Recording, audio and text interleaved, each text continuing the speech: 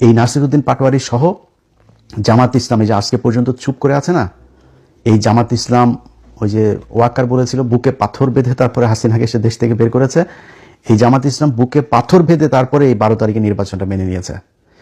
কারণ জামাত ইসলামকে বলা হয়েছিল শুধু এক জায়গা থেকে না, আপনাদেরকে বললাম না, এটা জামাতের কেন্দ্রীয় নেতাদের সাথে যাদের পরিচয় আছে তারা জিজ্ঞেস করে নিয়েন যে কোন কোন জায়গা থেকে, দেশের ভেতর বাহির, উত্তরপাড়া দক্ষিণপাড়া বিভিন্ন জায়গা থেকে, কোন কোন জায়গা থেকে তাদেরকে বারবার ওয়ার্নিং দেওয়া হয়েছে। জামাত কিন্তু চেয়েছিল প্রতিবাদ করতে, রাস্তায় নেমে যেতে চেয়েছিল, এটা নিয়ে ব্যাপক গ্যাঞ্জাম তাদের করার লোকও ছিল, প্রস্তুতিও ছিল, তারা করতেও ছিল, বাট তাদেরকে বারবার করা হয়েছে যে না, কোনো কিছু করা যাবে না। তারা করে নাই। তারা কিন্তু এই দেশের কথা চিন্তা করে, দেশটা গৃহযুদ্ধ বেঁধে যাবে, দেশে একটা খারাপ পরিস্থিতি তৈরি হবে, আওয়ামী লীগ ইন্ডিয়া তারা সুযোগ নেবে, তারা নিজেদের ক্ষমতায় দাওয়ার চাইতে দেশের যে রাজনৈতিক পরিবেশ, এই পরিবেশটাকে তারা শান্ত রাখতে চেয়েছে, এই জন্য তারা ওই দিন গ্যাঞ্জাম করে নেই। আপনার মনে হয় না যে জামাতের এইটুকু ক্ষমতা আছে? এবং আপনারা বলে রাখি, জামাত ইসলামের যদি নাকি মাঠে নামে পিটাপিটি করতে আসেন না, বিএনপি আপনারা পিটাপিটি করে পারবেন না ওদের সাথে। অনেক বড় বড় কথাবার্তা বলতে পারেন। ওই যে ছাত্রলীগ আওয়ামী লীগের লোকজন মনে আছে, বিধবা নারীদের মতো জামাই মারা গেলে যেমন অসহায় হয়ে যায় না, ছাত্রলীগ যুবলীগ পুলিশ প্রশাসন ছাড়া ওইরকম আমরা ওদের বিধবা বলে খেপাইতাম, সবসময় পুলিশের পেছনে থেকে তারা বিশাল মাস্তানি করতো। আজ কোথায় রে বাবা তোরা?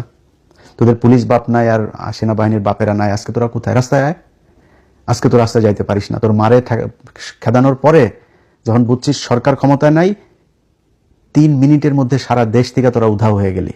এইরকম আন্ডা বাচ্চা সহ পৃথিবীর ইতিহাসে কোনোদিন এরকম হয়নি। তোরা এখনো দেখা হইলে তারপরে বড় বড় কথাবার্তা করে, আশপাশের থেকে এই আপনার আওয়াজ দেয় যে রাজাকার। তো রাজাকার আমি তো প্রাউডলি বলি রে বেটা, আমি রাজাকার, আমার বাপ রাজাকার, আমি আর আমার আব্বা দুইজনে মিলে তোদের মাদেরকে নিয়ে পাকিস্তানি ইতে দিয়ে আসতাম। এটা আমি নিজে বলি, স্বীকার করি। আমি কি বলদ? তোর বলদ মনে হয় আমারে? আমি ঠকবো কেন?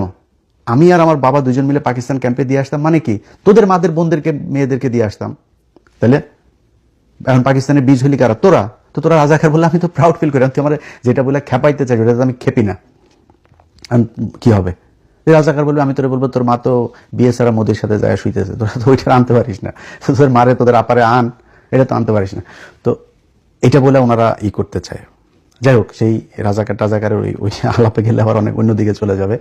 তো এখন এই মির্জা আব্বাসের বিষয়ে যদি নাকি এখন মনে করেন জামাত ইসলাম মাঠে ওই দিন খারাপ কাজ করতো, তাহলে দেশের পরিস্থিতিটা খারাপ হইতো। বিএনপি হইলে এই ধৈর্য জীবনও দেখাইতো না। হেরে তারপরে বিএনপি জিতে আজকে করছে, ক্ষমতায় আছে, ভোটে হেরে। শুনেন,